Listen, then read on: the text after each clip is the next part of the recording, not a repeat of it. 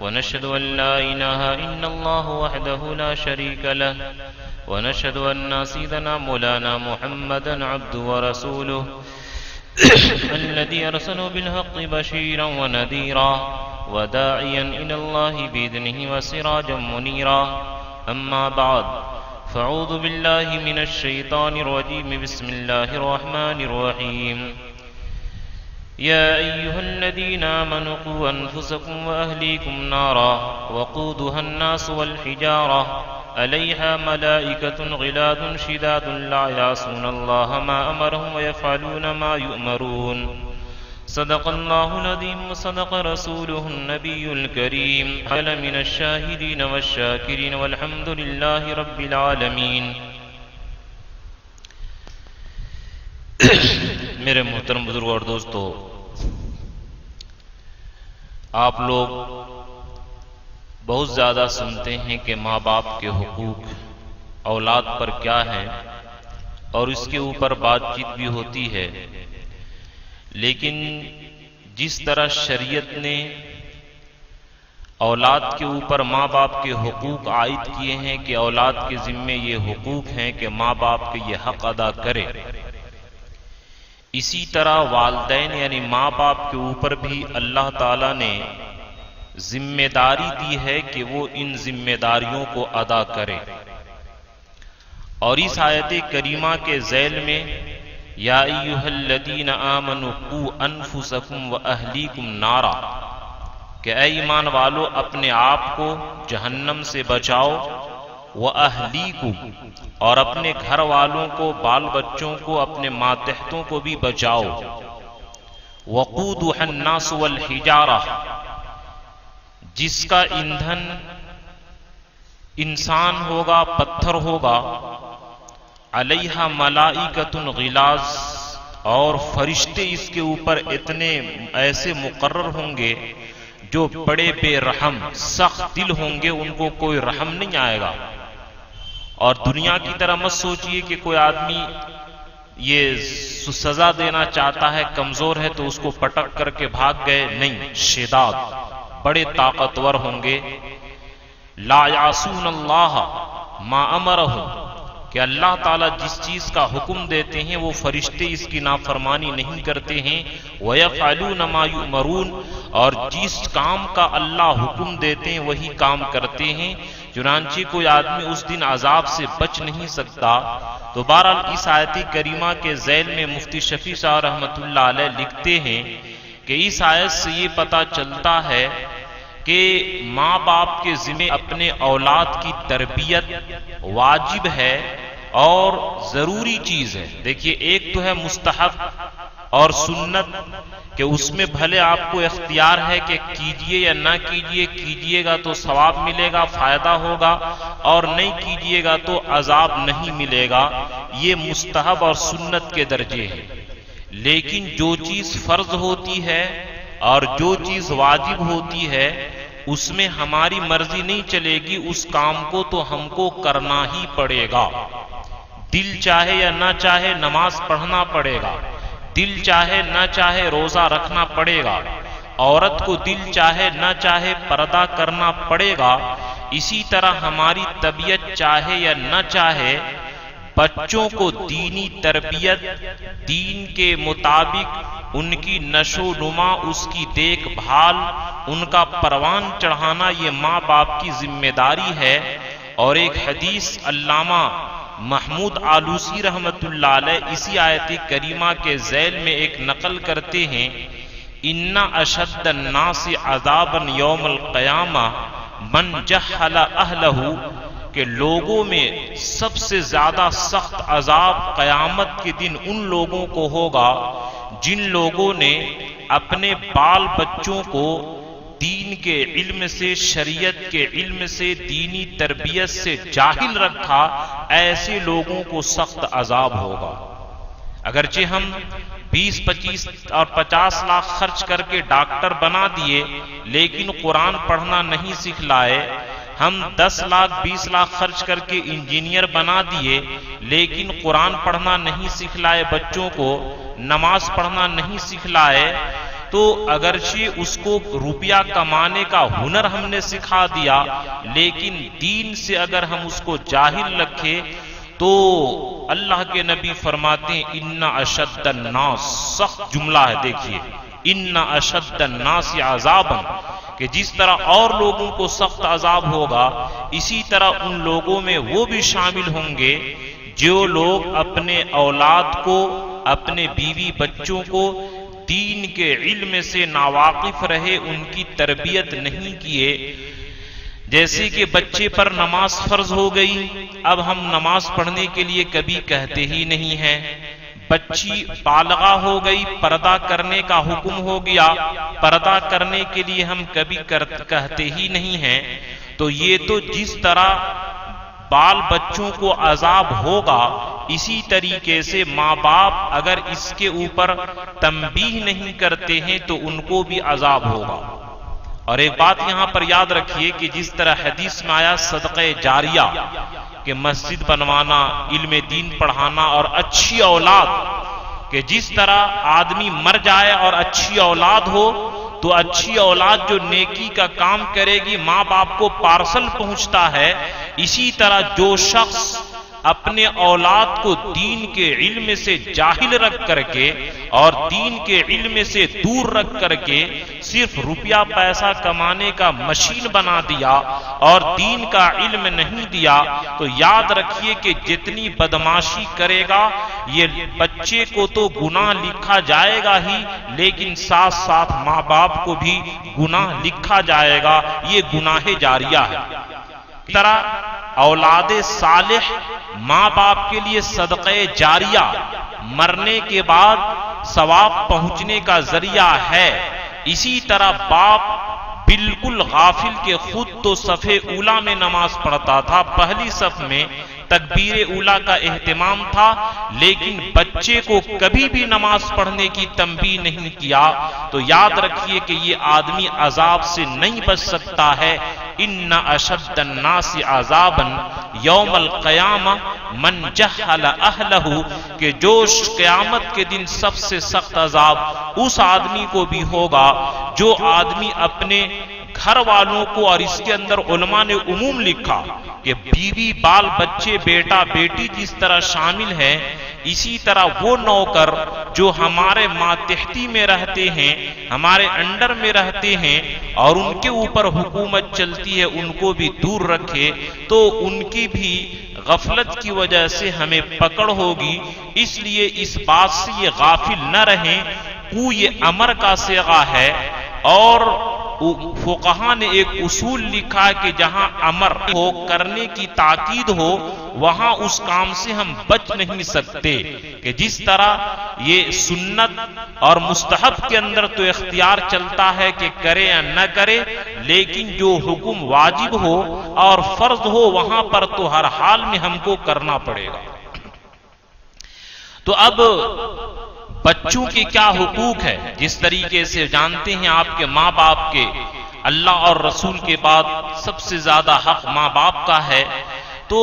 ماں باپ کے اوپر بھی بچوں کا حق ہے۔ ان میں سے پہلا حق یہ ہے کہ بچہ پیدا ہو، چاہے لڑکا ہو یا لڑکی، تو خوشی کا اظہار کرے۔ اب نعوذ باللہ زمانے کی رنگینی کی وجہ سے اور بددینی کی وجہ سے اور قرآن حدیث سے دوری کی وجہ سے، آخرت کی فکر نہ ہونے کی وجہ سے، غیروں کی ماحول سے متاثر ہونے کی وجہ سے لوگ بیٹا کے پیدائش پر خوشی تو مناتے ہیں، لیکن بہت سارے نعوذ باللہ مسلمان بیٹی کی پیدائش پر خوشی نہیں مناتے ہیں، حالانکہ یہ مسلمانوں کا عمل نہیں، یہ غیر مسلموں کا عمل ہے۔ قرآن پاک نے بیان کیا وَإِذَا بُشِّرَ أَحَدُهُم بِالْأُنثَىٰ ظَلَّ وَجْهُهُ مُسْوَدًّا وَهُوَ كَظِيمٌ، کہ جب حضور کے آنے سے پہلے ان کافروں کو بیٹی کی خوشخبری دی جاتی تو ان کے چہرے کالے پڑ جاتے اور غم کی وجہ سے ان کے چہرے پر ہوائیاں اڑنے لگتی اور وہ سوچتے کہ کیسے اس بیٹی کو دفن کر دے۔ اگرچہ کافر تو نہیں ہوگا، لیکن یہ عمل کافروں والا ہے کہ بیٹے کی پیدائش پر آدمی خوشی منائے اور بیٹی کی پیدائش پر غم، تو یہ قرآن اور حدیث کے خلاف، نبی صلی اللہ علیہ وسلم کے تعلیم کے خلاف، دونوں برابر ہیں۔ بلکہ بیٹی رحمت ہے اور بیٹا برکت ہے۔ برکت کے ساتھ رحمت کا ہونا ضروری نہیں ہے، لیکن بیٹی رحمت ہے تو وہاں پر رحمت کے ساتھ برکت ضرور ہوگی۔ اس لیے بیٹیوں کو بھی آدمی بالکل بیٹا اور بیٹی میں کبھی بھی تفریق نہ کرے، یہ اللہ اور رسول کو بڑی ناراضگی والے کام ہیں۔ ہرگز اس طرح نہ کیجیے، بلکہ بیٹا اور بیٹی کو ایک محبت دیجیے۔ دوسرا حق یہ ہے کہ لوگ رشتہ دار مبارکبادی پیش کریں کہ اللہ اس بچے کی عمر میں برکت عطا فرمائے، اس کو دیندار بنائے، آنکھوں کی ٹھنڈک بنائے۔ اور تیسرا حق یہ ہے کہ پیدائش کے بعد گندگی سے صفائی کے بعد فوراً داہنے کان میں اذان اور بائیں کان میں تکبیر کہی جائے۔ اور علماء اس کی وجہ یہ لکھتے ہیں تاکہ بچے کے ذہن میں اللہ کی بڑائی گھس جائے کہ دیکھو کائنات کے ابھی تم پیدا ہوئے، اس دنیا کے اندر ایک سے ایک رنگ رنگیلی اور طرح طرح کے تمہارے سامنے موڑ آئیں گے، لیکن یہ یاد رکھنا کہ اللہ سب سے بڑا ہے، تو پھر اللہ کے حکم کی تعمیل میں اور اللہ کے حکم کی ادائیگی میں تم سے کسی طرح کی کمی اور کوتاہی نہیں ہوگی۔ اور دنیا کو تم نصب العین مت بنانا کہ اذان بھی ہو چکی، تکبیر بھی ہو چکی، اور جیسی اعلان ہوتا ہے کہ فلاں صاحب کا انتقال ہوا، امام صاحب بغیر تکبیر کہے ہوئے اللہ اکبر کہہ کے نماز پڑھا دیتے ہیں، تو بس آخرت کے مقابلے میں دنیا کی ہم لوگوں کی زندگی 2 یا 3 سیکنڈ ہے۔ اب سوچئے کہ 2 اور 3 سیکنڈ کے لیے پوری جوانی کو ہم لوگ اپنی برباد کر دے رہے ہیں، اور جہاں سے کبھی واپس نہیں آنا ہے اس آخرت کے لیے ہم لوگ کیا تیاری کر رہے ہیں، یہ بچے کے ذہن میں بیٹھانا ہے۔ اور بہت سارے عیسائی لوگوں نے اس کے اوپر ریسرچ کیا کہ کیا بات ہے کہ ہم لوگ اتنی محنت کرتے ہیں اور مسلمان عیسائی نہیں بنتا ہے۔ تو ان لوگوں کے پادری اور فادر نے کہا کہ مسلمان چونکہ بچے کے کان میں پیدا ہوتے ہی اللہ اکبر کی صدا بلند کرتا ہے اور اللہ کی بڑائی کو داخل کر دیتا ہے، اس لیے مسلمان بچے غیر مسلم نہیں ہو پاتے اور اس ایمان سے یہ لوگ نہیں پھرتے ہیں۔ تو عیسائیوں کی یہ اس کے اوپر بڑی محنت ہے اور ان کی کوشش ہوتی ہے کہ عیسائی ہاسپٹل میں جو بچے پیدا ہوتے ہیں ان کے کان میں اذان نہیں دینے کی وہ کوشش کرتے ہیں۔ یہ ان کا ایک ریسرچ ہے کہ اذان ہونے کے بعد ان لوگوں کو ایمان سے پھیرنا بڑا مشکل ہے۔ اس لیے اگر نعوذ باللہ دھوکے سے کسی کے یہاں اذان نہ ہو تو 1 دن کے بعد صحیح، 2 دن کے بعد صحیح، لیکن اذان دیجئے اور خود سے دیجئے۔ اور نعوذ باللہ اگر عیسائی ہاسپٹل ہو تو وہاں پر بڑے چاقو چوبند رہیے اذان دینے کے لیے۔ تیسرا حق تحنیک کا ہے۔ تحنیک تا بڑی ہے نون یا چھوٹی کاف، تحنیک۔ مسلم شریف کے اندر یہ روایت موجود ہے،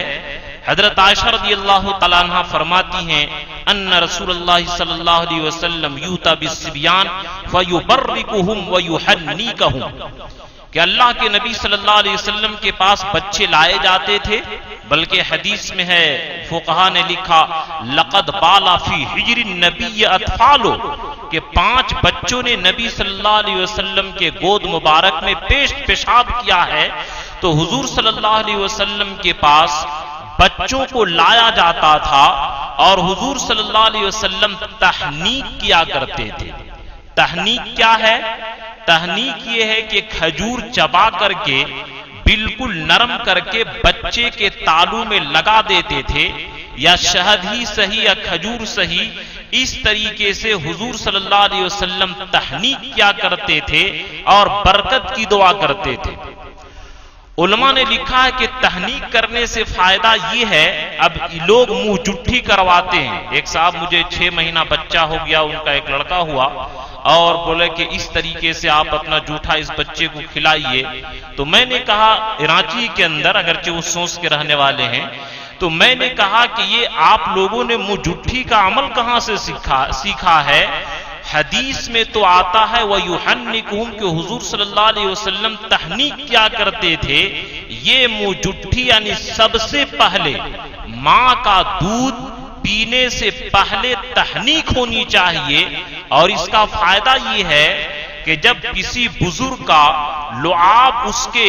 منہ کے اندر جائے گا تو اس کا تقوی، اس کی نیکی، اس کی فکر آخرت، اس کا صلاح، اس کی فلاح اور توجہ الی الآخرت، جو ان بزرگ کے اندر اچھی اچھی صفات ہیں، وہ صفات بچے کے اندر منتقل ہوگا. تو یہ تو پیدا ہونے کے وقت سب کھلانے سے پہلے یہ ہونا چاہیے. تو آپ لوگوں نے یہ کہاں سیکھا کہ 6 مہینہ کے بعد کرنا ہے؟ 6 مہینہ کے اندر تو آپ نے ساری گندگی ڈال دی اور آپ ابھی اس طریقے سے کروا رہے ہیں.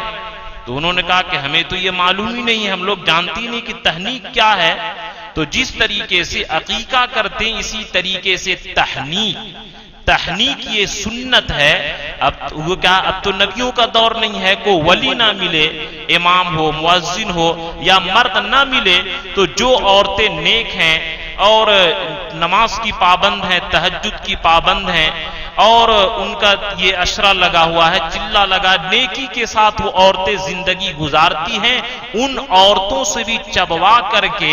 اور بچے کے تالو میں لگایا جائے. اس کا ایک فائدہ تو یہ ہے کہ اس کی نیکی، اس کا تقوی اس کے اندر داخل ہوگا. اور دوسرا فائدہ یہ ہے کہ میٹھی چیز لگنے کی وجہ سے اس کا دماغ کے اندر جتنے بھی اس کے اندر سوراخ ہوتے ہیں اور مسامات ہوتے ہیں، وہ تمام مسامات کھل جاتے ہیں. بچے کا ذہن تیز ہوتا ہے، اس کی عقل تیز ہوتی ہے، جسم کے اندر قوت اور توانائی پیدا ہوتی ہے. آخرت کا بھی فائدہ ہے اور دنیا کا بھی فائدہ ہے. تو یہ تحنیک کرانی چاہیے، یہ ماں کا دودھ پلانے سے پہلے. اور یہ کوئی ضروری نہیں کہ آپ ولی کو تلاش کریں، جو بھی آپ کے نگاہ میں آپ سے بہتر ہے یا خود باپ اس کا عالم ہے وہ خود کر دے، دوسرے کو تلاش کرنے کی ضرورت نہیں ہے. اور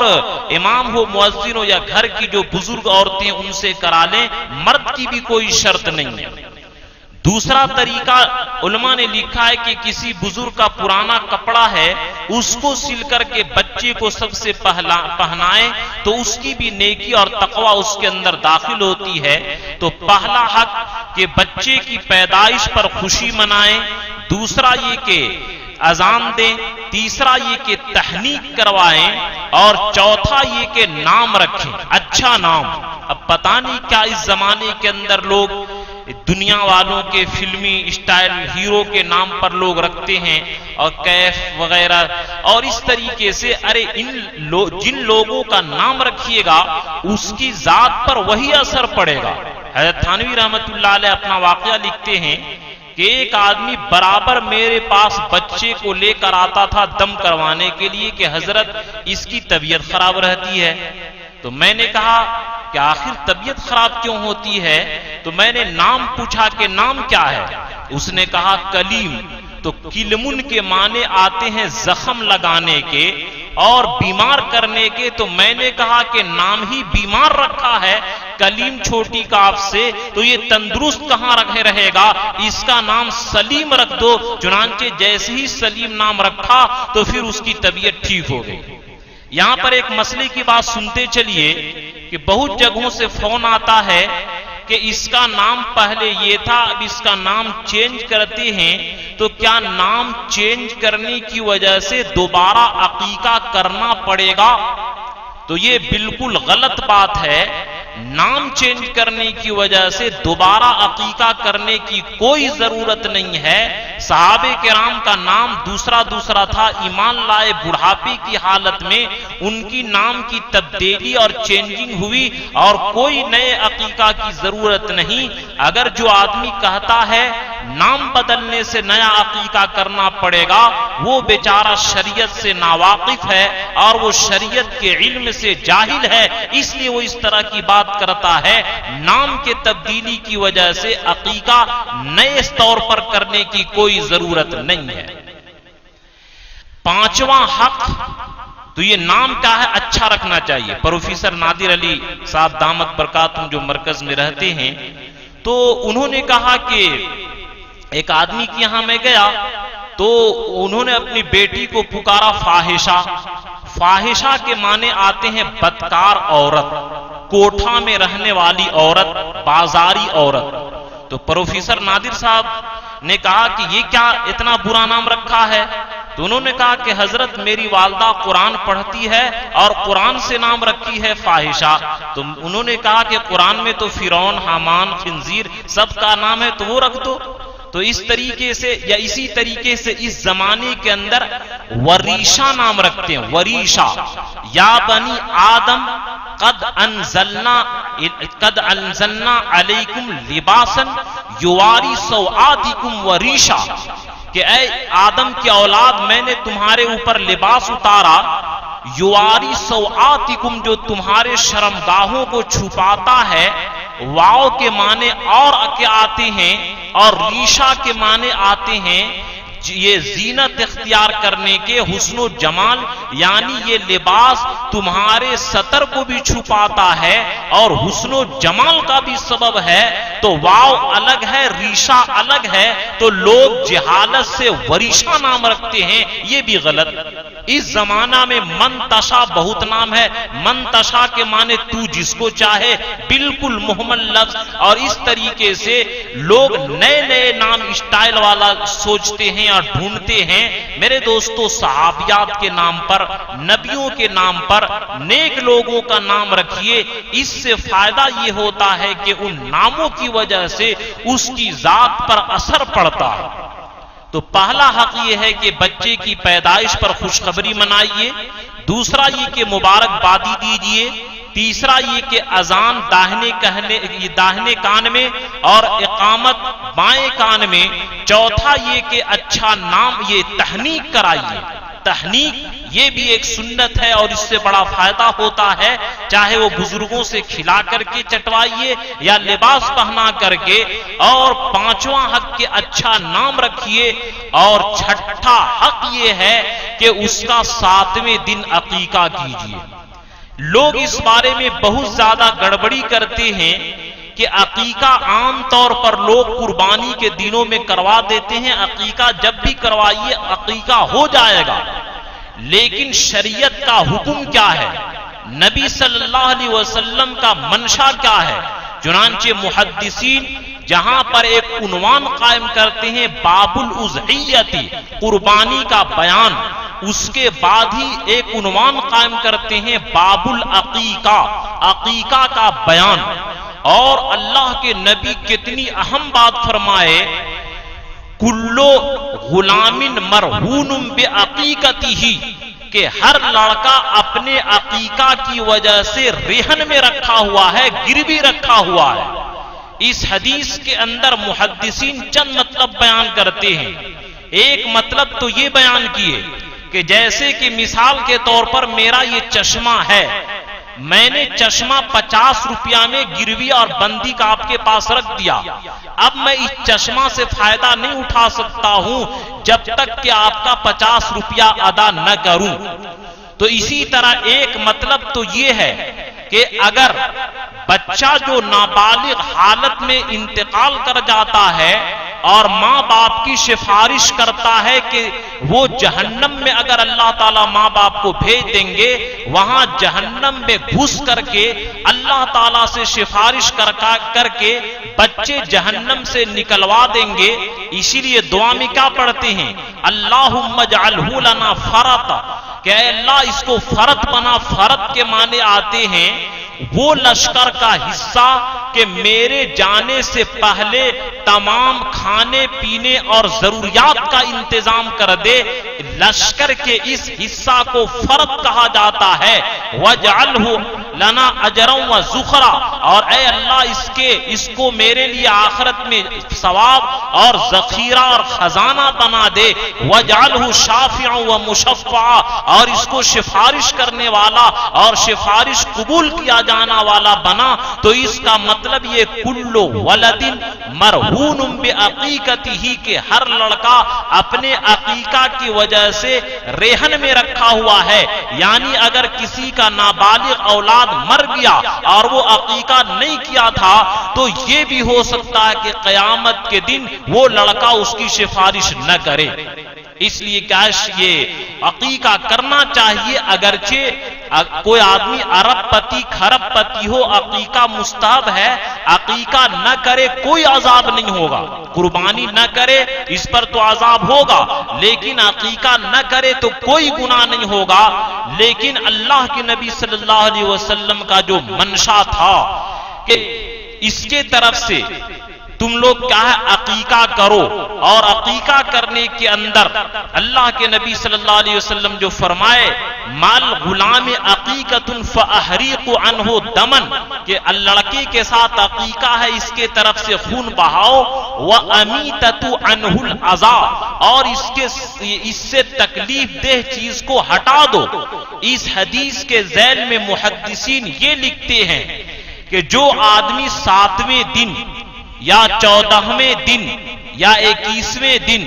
بعض لوگ سوال کیے کہ کہاں پر لکھا ہے کہ 3 ہی دن عقیقہ مستحب ہے؟ چنانچہ ترمذی شریف صفحہ نمبر 278 پر امام ترمذی رحمت اللہ علیہ حدیث نقل کرنے کے بعد فرماتے ہیں والعمل على هذا عند اہل العلم یستحبون ان یذبح عن الغلام العقیقۃ یوم السابع، کہ لڑکے کے طرف سے 7ویں دن عقیقہ کرے، فَإِن لَمْ يَتَحَيَّ يَوْمَ السَّابِعِ فَيَوْمَ الرَّابِعِ الْعَشْرِ، کہ اگر 7ویں دن انتظام نہ ہو سکا تو 14ویں دن کرے، فَإِن لَمْ يَتَحَيَّ أَقَّ عَنْهُ يَوْمَ 21، اگر اس دن بھی انتظام نہ ہو سکے تو 21واں دن کرے۔ یہ مستحب ہے، یعنی جو ثواب 7ویں دن میں، 14ویں دن میں، 21ویں دن میں ملے گا وہ بعد میں ہو ہی نہیں سکتا ہے ثواب۔ اور تجربے کی بات بتا رہا ہوں کہ جو شخص 7ویں دن کر دیتا ہے، عزا کے معنی آتے ہیں تکلیف دہ چیز، گندگی کی چیز۔ آپ لوگ دعا پڑھتے ہیں بیت الخلاء سے نکلنے کے بعد الحمدللہ الذی اذھب عنی الاذی، کہ تمام تعریف اس اللہ کے لیے ہے جس نے مجھ سے گندگی کو، تکلیف دہ چیز کو، کہ اگر وہ گندگی پیٹ میں رہتی کتنی بے چینی کتنی پریشانی ہوتی، لیکن اے اللہ آپ نے گندگی کو دور کر دیا۔ تو اللہ کے نبی فرماتے امیت عنہ الاذی، کہ اس بچے سے گندگی کو دور کرو۔ یعنی اس حدیث سے اشارہ یہ ملتا ہے کہ جو لوگ 7ویں دن، 14ویں دن یا 21ویں دن جو عقیقہ کا اہتمام کرتے ہیں، تمام بیماری، تمام آفات، تمام بلیات، تمام طرح کے فتنے، تمام طرح کے لڑکے سے پریشانی اس کی دور ہو جاتی ہے، اور اس کے جسم کے اندر وہ طاقت آتی ہے جو گندگی ہونے کے ساتھ نہیں آ سکتی ہے۔ اس لیے میرے دوستو، اللہ نے جن کو پیسہ دیا ہے بقرعید کا انتظار مت کیجئے، اگر ہاسپٹل سے چھٹی ہو گئی 7ویں دن عقیقہ کیجئے، یہ لڑکے کا حق ہے۔ اور اللہ کے نبی کتنے کی تاکید کے ساتھ فرمائے کہ اللہ کے نبی جو فرمائے الغلام مرتہن بعقیقتہ، کہ لڑکا عقیقہ کی وجہ سے رہن میں رکھا ہوا ہے، عقیقہ کیے رہن کو چھوڑا لیے، اسی طرح سفارش کے لیے چھوڑا لیے۔ اور دوسرا مطلب کہ جس طریقے سے یہ عقیقہ ہونے کے بعد بچے کی جسمانی پرورش، اس کی جسمانی تربیت، روحانی تربیت، اخلاقی تربیت ہوتی ہے، وہ بغیر عقیقہ کے نہیں ہوتا ہے۔ اس لیے یہ رہن رکھا ہوا ہے، اللہ نے اگر دیا ہے تو کرنا چاہیے۔ تذبح عنہ یوم السابع، کہ اس دن 7ویں دن ذبح کیا جائے۔ افسوس کی بات کہ ابھی ایک میرے رشتہ دار 2 خصی انہوں نے کیا لیکن چھٹی منائی۔ میرے دوستو بڑے افسوس کے ساتھ کہ اگر کوئی آدمی چھٹے دن کرتا ہے اور چھٹی مناتا ہے، یہ ہندوانہ رسم، غیر مسلموں کا رسم، اللہ کے رسول کی ناراضگی والا یہ رسم ہے اور اس پر گناہ ہوگا، اور یقین نہیں تو قیامت کے دن جس طرح دیگر کاموں پر سزا ہوگی، اسی طریقے سے دیکھیے گا کہ جو لوگ چھٹے دن چھٹی مناتے ہیں اور ہندوانہ رسم کرتے ہیں ان کو عذاب ہوگا۔ قیامت کے دن آپ لوگ دیکھ لیجئے گا، یوم تبلی السرائر، جس دن سارے بھید کھول کر کے رکھ دیے جائیں گے، اور جس دن سارے وتوفی کل نفس بما کسبت، اور ہر آدمی کو اس کا کام کا بدلہ دیا جائے گا، اس دن ظاہر ہوگا۔ یعنی لوگوں کو حیرت ہوتی ہے کہ مسلمان ہو کر کے، رسول کا امتی ہو کر کے، کہ رسول فرما رہے کہ تمہارا حق ہے 7ویں دن اس کے طرف سے عقیقہ کرو، اور ہم کو رسول کا طریقہ پسند نہیں اور غیر مسلموں کے طریقے پر چھٹے دن چھٹی کرتے ہیں۔ میرے دوستو اس سے بچیے اور ایسی دعوت میں ہرگز شریک مت ہوئیے، یہ تو گناہ کا کام ہے، رسول کی نافرمانی کا کام ہے۔ وَيُسَمَّى، اور نام رکھا جائے 7ویں دن، اور ایک روایت کے اندر آتا ہے کہ اگر بچے میں طاقت ہے تو ختنہ بھی کروا سکتے ہیں 7ویں دن اگر اس کے اندر ہے تو۔ اور ایک بات یہ بھی یاد رکھیے کہ شاید بہت سارے لوگوں کو معلوم نہ ہو، حضرت بریدہ رضی اللہ تعالیٰ عنہ سے یہ روایت ابو داؤد شریف کے اندر موجود ہے، مشکات شریف صفحہ نمبر 363 پر یہ حدیث نقل کیے ہیں کہ حضرت بریدہ رضی اللہ تعالیٰ عنہ فرماتی ہیں کہ زمانے جاہلیت کے اندر اذا ولد لأحدنا غلاما، کہ ہم میں سے کسی کا لڑکا پیدا ہوتا تو ہم لوگ اس کے بکری ذبح کر دے اور بکری کے خون کو،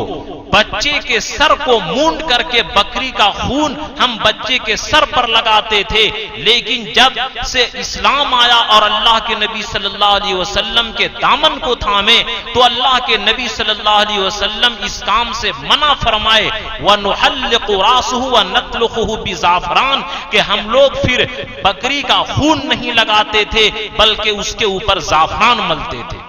یعنی 7ویں دن عقیقہ کیجئے اور اس گندگی کے بالوں کو دور کیجئے، اور بال کو دور کرنے کے بعد زعفران کو گھول کر کے بچے کے سر پر لگا دیجئے۔ اس کے اندر گرم مادہ، ٹھنڈا مادہ دونوں پایا جاتا ہے، بال اچھا سے اگتا ہے، بچے کی تربیت کے اندر اور بچے کی جسمانی طاقت کے اندر بڑھوتری کا سبب ہوتا ہے۔ اس لیے 7ویں دن جس دن سر منڈائیں اس دن آپ زعفران کو گھول کر کے لگا سکتے ہیں۔ اور اسی کے ذیل میں ایک مسئلہ سنتے جائیے کہ بہت سارے لوگ فون کرتے ہیں کہ ہماری بچی 7 سال کی ہو گئی، اب عقیقہ کر رہے ہیں تو کیا بال منڈانا ضروری ہے؟ تو یاد رکھیے کہ 7ویں دن، 21ویں دن کے بعد، 14ویں دن کے بعد اگر آپ عقیقہ کرواتے ہیں تو بال کا منڈوانا کوئی ضروری نہیں۔ پہلا بال 7ویں دن میں اگر آپ منڈا دیے اور اس کے بعد عقیقہ کر رہے ہیں تو بعد میں عقیقہ کرنے کے وقت بال کا منڈوانا کوئی ضروری نہیں ہے۔ اسی طرح بعض لوگ سوال کرتے ہیں کہ عقیقہ میں خصی ہی ہونا ضروری ہے، تو میرے دوستو خصی کا ہونا کوئی ضروری نہیں ہے، چنانچہ حدیث پاک کے اندر یہ صاف موجود ہے، ترمذی، ابو داؤد، نسائی کے اندر، لا یضرکم ذکرانکن او اناسا، یہ حدیث ام کرز سے مروی ہے کہ فرماتے ہیں کہ اگر بکرا کر دو عقیقے کے اندر وہ بھی کافی، بکری کرو تو وہ بھی کافی، بعض لوگ خصی ہی ہونا ضروری سمجھتے ہیں، یہ کوئی ضروری نہیں ہے۔ تو بہرحال یہ بچوں کے حقوق ہیں، یہ بچوں کے حقوق کی رعایت کرے تو چند باتیں آپ کے سامنے آئی۔ ایک بات تو یہ آئی کہ سب سے پہلے بچے کی پیدائش پر چاہے لڑکا ہو یا لڑکی خوشی منائے۔ دوسرا کام یہ کہ رشتہ دار مبارک بادی پیش کریں۔ تیسرا کام یہ کہ داہنے کان میں اذان اور بائیں کان میں اقامت یعنی تکبیر کہیں۔ چوتھا کام یہ کہ اس کا نام رکھ تحنیک کرائیں، تحنیک کے کسی بزرگ سے میٹھی چیز چبا کر کے اس کے تالو میں لگائیں، یا گھر مرد ہو یا عورت برابر، اس کے اندر مرد یا عورت کی کوئی قید نہیں ہے، یا کسی بزرگ کا کپڑا پہن کر کے سلوائیں۔ اور پانچواں حق یہ ہے کہ اچھا نام رکھیں، چھٹا حق یہ ہے کہ اس کا عقیقہ کریں، اور ساتواں حق یہ ہے کہ اس بچے کی دینی تربیت اور شرعی تربیت کریں۔ اور اس کے لیے میرے دوستو سب سے پہلا کام یہ ہے کہ ہم دعا کریں، اور دعا کے بغیر بچے کی تربیت ہو ہی نہیں سکتی ہے۔ اور ایک بات یاد رکھیں کہ بچے کی تربیت پیدا ہونے سے ہی شروع ہو جاتی ہے۔ یہ نہ سمجھیے کہ ابھی تو چھوٹا ہے، اس کی تربیت کی ضرورت نہیں ہے۔ چھوٹا ہونے ہی سے تربیت کی ذمہ داری ماں باپ کے اوپر لازم ہو جاتی ہے۔ اور ایک بات اس قرآن کریم کی آیت سے یہ پتہ چلتا ہے کہ بچے کی دینی تربیت کرنے کے لیے ماں باپ کو خود دیندار بننا پڑے گا۔ چنانچہ قرآن پاک نے کیا کہا؟ یا ایھا الذین آمنوا قوا انفسکم، کہ اے ایمان والے اپنے آپ کو بچاؤ جہنم سے، پہلے اپنے آپ کو بچاؤ، وَأَهْلِيكُمْ، اور بعد میں بچوں کو بچاؤ جہنم سے۔ تو اس سے پتہ یہ چلا کہ جب تک کہ ماں باپ کے اندر دینداری نہیں آئے گی، بچے کے اندر دینداری آنا بڑا مشکل ہے، ہو ہی نہیں سکتا۔ اس لیے ماں باپ کو خود دیندار بننا پڑے گا، تب بچے ہماری نقل اتاریں گے۔ چنانچہ میں چندہ کرنے جاتا ہوں تو ایک صاحب کے یہاں ٹوٹو میں چندہ کرنے گیا، تراویح نماز کے بعد گیا۔ اب باپ خود دوستوں کے ساتھ بیٹھ کر کے بات کر رہا تھا، اور ہم کو دیکھ کر کے بیٹے پر گرم ہو رہا ہے کہ شرم نہیں آتی، تم تراویح نہیں پڑھتے ہو، نماز نہیں پڑھتے ہو، اور وہ خود باپ نہیں پڑھا، تو سوچئے کہ اس کا اثر بچے پر کیا پڑے گا۔ تو اسی طریقے سے ہم خود گندی چیز دیکھیں، گندا کام کریں، نماز نہ پڑھیں اور بچوں کو کہیں، تو اس سے بچے پر وہ اثر نہیں ہو سکتا ہے جو خود ماں باپ کریں۔ اور اس آیت کریمہ کے ذیل میں چنانچہ اس کا شان نزول کے اندر علامہ محمود آلوسی رحمت اللہ علیہ روح المعانی کے اندر ایک حدیث نقل کرتے ہیں کہ جب یہ آیت کریمہ نازل ہوئی کہ اے ایمان والو اپنے آپ کو اور اپنی اولاد کو جہنم سے بچاؤ، تو حضرت عمر فاروق گئے اور فرمائے نتقی انفسنا فکیف اہلینا، کہ اللہ کے نبی ہم تو اپنے آپ کو گناہ سے بچاتے ہیں، لیکن بچوں کو کیسے بچائیں؟ تو اللہ کے نبی صلی اللہ علیہ وسلم فرمائے تنہوہن اما نہاکم اللہ عنہ، کہ جن کاموں سے اللہ نے تم کو روکا ہے ان کاموں سے ان کو روکو،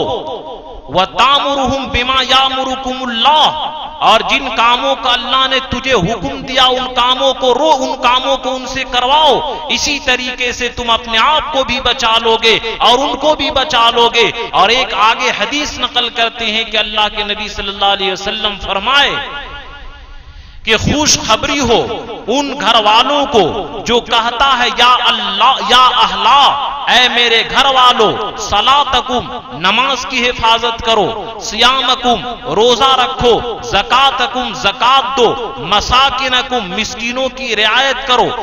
یتاماکم، یتیموں کی رعایت کرو۔ جو آدمی یہ کام کرتا ہے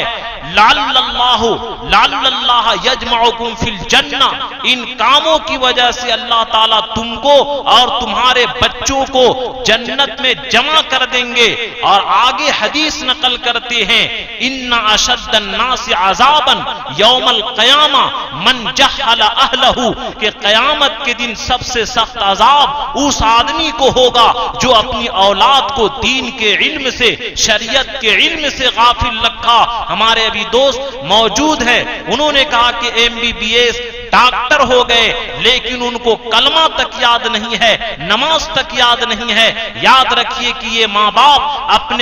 اپنے اولاد پر ظلم کیے، انہی کے بارے میں اللہ کے نبی کا گویا فرمان یہ پھٹ آتا ہے ان اشد الناس عذابا یوم القیامت من جہل اہلہ، کہ جو شخص اپنے آل اولاد کو، بیوی بچوں کو جاہل رکھا،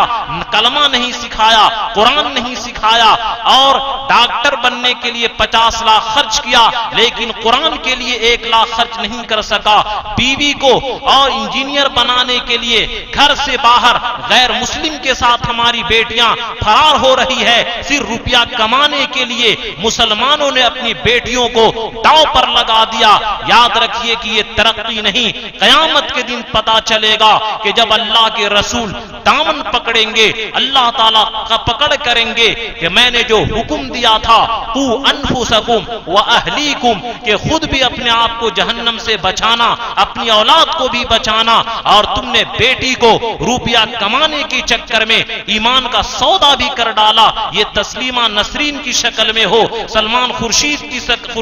سلمان کی شکل میں ہو، جس شکل کے اندر ہو، اگر یہ بچے کی تربیت نہ کیے، یاد رکھیے کہ میں یہ پہلے بول چکا کہ جس طریقے سے حدیث میں آتا ہے کہ اچھی اولاد یہ ماں باپ کے لیے صدقہ جاریہ ہے، اسی طرح بری اولاد اگر کوئی آدمی تربیت کرے، جیسے کہ نوح علیہ السلام پوری تربیت کیے بیٹے کو لیکن بیٹا نہیں سدھرا تو باپ کے اوپر کوئی پکڑ نہیں، اسی طرح باپ ماں مکمل کوشش کیے اور بیٹا بیٹی نہ سدھرے تو اب ماں باپ کو کوئی پکڑ نہیں ہوگا، لیکن اگر ماں باپ کوئی کوشش نہیں کیے اور کوئی اس پر نوٹس نہیں لیتے ہیں ان کے گندے کاموں پر، تو یاد رکھیے کہ ماں باپ عذاب سے نہیں بچ سکتے۔ اور یاد رکھیے، اور میں بس ایک واقعہ سناتا ہوں کہ ہم لوگ نا امید مت ہوئیے کہ بیٹا بیٹی اثر قبول نہیں کرتے۔ چنانچہ پیر ذوالفقار نقشبندی دامت برکاتہم اپنی کتاب حیرت انگیز واقعات کے اندر لکھتے ہیں کہ بچے ابھی بھی کیسے ایمان کامل والے اور کیسے نبی کے عشق رکھنے والے اور کیسے نبی کے عشق میں جلنے والے بچے موجود ہیں۔ چنانچہ اپنے پاکستان کا واقعہ لکھتے ہیں کہ ایک لڑکا احمد نام کا بڑا ذہین، اپنے کلاس میں فرسٹ پوزیشن لانے والا، ہر چیز کے اندر اچھی پوزیشن لانے والا، دینیات کا پروگرام ہوا تو جو شعر ہے کہ نبیوں میں رحمت کا لقب پانے والا، اس بچے نے کہا نبیوں میں رحمت کا لقب پانے والے، یعنی والا کے بجائے والے، تو استاد کو بڑی انسلٹ ہوا کہ یہ بچہ اتنا ذہین اور یہ غلط پڑھ رہا ہے۔ چنانچہ اس کو تو برداشت کر لیا، سال کی نئی شروعات تھی، پرنسپل نے کہا کہ آپ دنیات کا کلاس لے لیجئے۔ استاد گیا، سب بچوں سے سوال کیے، احمد کا نمبر آیا تو انہوں نے کہا کہ بیٹا بتاؤ نبی کا نام کیا ہے، ہمارے آخری نبی کا نام کیا ہے؟ تو وہ بولا ہی نہیں۔ استاد کو غصہ آیا کہ اس کے دماغ میں تکبر اور غرور ہے، نام نہیں بتاتا، ایک تو میری بے عزتی کیا غلط شعر پڑھ کر کے، اور یہ گھمنڈ کے نبی کا نام نہیں بتاتا۔ چنانچہ لات سے، گھوسے سے اور ڈنڈے سے پٹائی کی، بچے بھی بڑے، یہ سب حیران کہ یہ اتنا اچھا ذہین لڑکا، اتنا اچھا لڑکا یہ پٹائی کھا رہا ہے، سب لڑکوں کو غم ہو رہا ہے۔ چنانچہ گھنٹی اور پیریڈ ختم ہو گئی، استاد نے کہا بھی تمہاری خبر لیتا ہوں، دیکھتا ہوں کیسے تو نام نہیں بتاتا۔ چنانچہ اگلے پیریڈ شروع ہوئی، جیسے ہی وہ چھٹی ہوئی بچہ گیا فوراً وضو کر کے آیا اور استاد آئے کہ پوچھے کہ بتاؤ نبی کا نام کیا ہے؟ اس نے کہا حضرت محمد صلی اللہ علیہ وسلم۔ اب یہ استاد دنگ رہ گئے کہ ایک مرتبہ پوچھنے پر ابھی بتاتا ہے اور گھنٹہ ختم، پیریڈ ختم ہونے سے پہلے مار کھانے پر بھی نہیں بتلاتا تھا، ضرور اس کے اندر کوئی راز کی بات اور اندرونی بات ہوگی۔ چنانچہ بچے کے ہاتھ پر، یہ سر پر شفقت کا ہاتھ پھیر کر کے کہا بیٹا تو پہلے کیوں نہیں بتاتا تھا اور اب کیوں بتا رہا ہے؟ وہ رونے لگا، تسلی دی کہ نہیں بتاؤ، بتائے بغیر میں نہیں چھوڑوں گا۔ چنانچہ اس نے کہا کہ دیکھیے میں یتیم لڑکا ہوں، میرے والد نے نصیحت کی تھی کہ بیٹا نبی کا نام کبھی بھی بے عزتی سے مت لینا، اگرچہ شعر نبیوں میں رحمت کا لقب پانے والا ہے لیکن اس میں تعظیم نہیں، اس لیے میں نے شعر کو بدل دیا، نبیوں میں رحمت کا لقب پانے والے، اور میرے والد نے نصیحت کی تھی کہ نبی صلی اللہ علیہ وسلم کا نام کبھی بھی بغیر وضو کے مت لینا۔ چنانچہ جب آپ پوچھ رہے تھے پیریڈ یہ گھنٹہ ختم ہونے سے پہلے میرا وضو نہیں تھا، آپ میری جان نکال دیتے تو نکال دیتے، لیکن میں نبی کا نام بغیر وضو کے نہیں لے سکتا تھا، اور اب چونکہ میں وضو کر لیا اس لیے اب نبی کا نام لوں گا۔ تو میرے دوستو یہ صحابہ کرام کے دور کی بات نہیں، جب اس زمانے کے اندر بچوں کی تربیت کا یہ اثر کہ جان جائے تو جائے لیکن نبی کا نام بغیر وضو کے نہیں لیں گے، تو اگر اس طریقے سے ہم بچوں کی تربیت کریں، اگرچہ اس مقام پر فائز نہیں ہو سکتے، کیا روزہ نماز تسبیح تلاوت کی پابندی نہیں کرتے؟ کیا ہمارے بچے محرم کے موقع پر ڈھول گلے میں ٹانگ کر کے یہ